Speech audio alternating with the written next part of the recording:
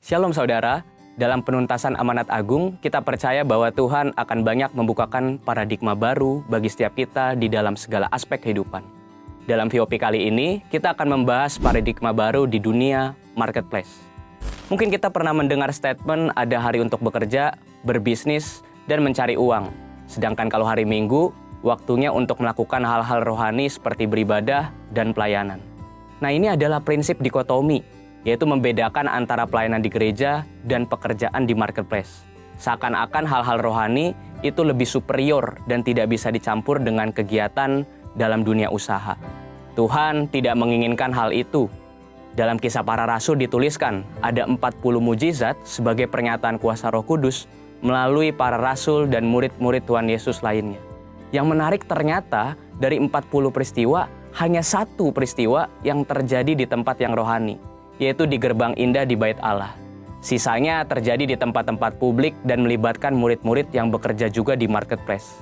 Ini menunjukkan bahwa Tuhan ingin menyatakan kehadirannya di dunia marketplace, di antara para pelaku bisnis, karyawan, pedagang, juga di antara profesi-profesi lainnya.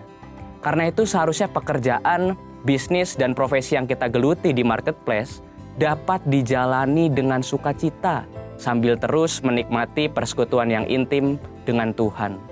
Jadi pekerjaan bukanlah sesuatu hal yang terpaksa harus dilakukan supaya kita hidup.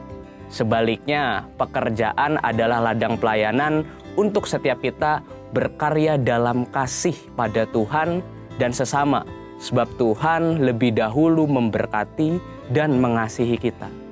Biasanya, setiap kita melakukan pekerjaan atau berbisnis adalah untuk memenuhi kebutuhan kita.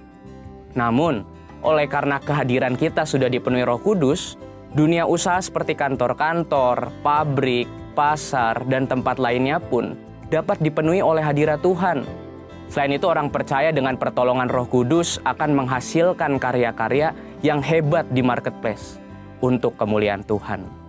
Sebagaimana kehadiran Tuhan membawa berbagai berkat dan kemuliaannya di gereja, hadiratnya di dunia bisnis pun dapat membawa nilai-nilai kerajaan Allah, kuasa mujizat, bahkan keselamatan bagi orang-orang yang ada di sana. Sebagai contoh, mari kita bahas bagaimana penerapan paradigma yang baru dalam dunia bisnis.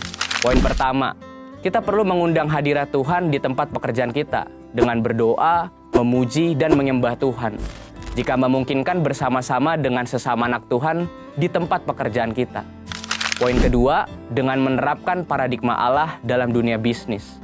Mari kita lihat beberapa contoh paradigma Allah dibandingkan dengan paradigma dunia dalam memandang beberapa aspek bisnis berikut ini. 1. Tujuan bisnis. Paradigma dunia menekankan bagaimana memperoleh laba sebesar-besarnya dengan menghalalkan segala cara. Hal ini berbeda dengan paradigma Allah mengenai perolehan laba sebagai hasil dari efisiensi penggunaan sumber daya. Perusahaan memberikan produk atau jasa yang berkualitas sebagai pelayanan kepada masyarakat. Pengurangan kualitas yang tidak etis demi memperoleh keuntungan sebesar-besarnya tidaklah dapat ditolerir. Yang kedua, karyawan.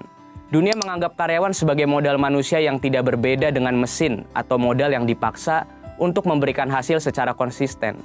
Dalam paradigma Allah, karyawan dianggap sebagai partner bisnis yang dapat diberikan kesempatan untuk memiliki sebagian bisnis. Misalnya melalui program kepemilikan saham untuk karyawan. Yang ketiga, pajak.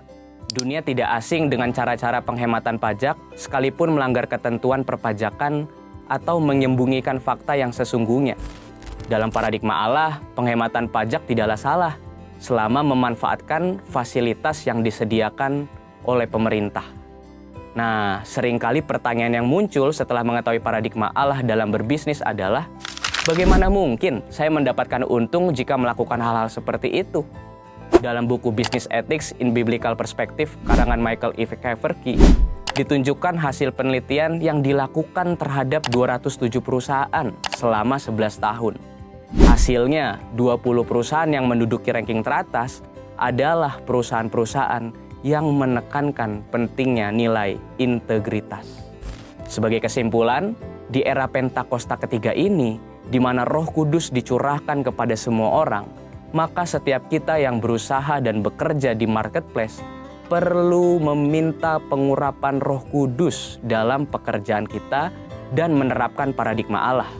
Pengurapan ini menjadikan kita excellent dan unggul dalam bidang usaha serta pekerjaan kita, sehingga kita dapat menjadi saksi di marketplace dan ikut ambil bagian dalam amanat agung. Saudara, untuk penjelasan lebih lengkapnya dari tim teologi kami, silakan buka link yang ada di atas atau scan QR Code yang tersedia. Tuhan Yesus memberkati.